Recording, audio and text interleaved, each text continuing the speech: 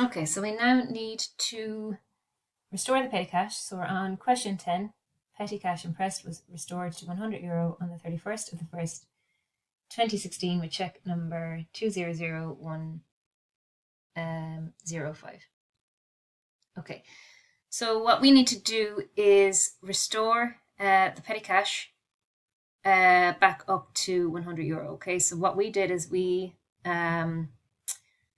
worked out how much that was spent on the petty cash vouchers, which was €47.53. Okay, so what we need to do is get this figure here back up to €100. Okay, so to do that, we need to go to bank accounts on the left. Okay, we just want to make sure we want to go up then to bank transfer. And we're going to take money from the current account, which is 1200, into the petty cash of 1230. The date on the question is the 31st of the 1st, 21. Okay, it's a transfer. The amount that we're going to restore it back up by is €47.53.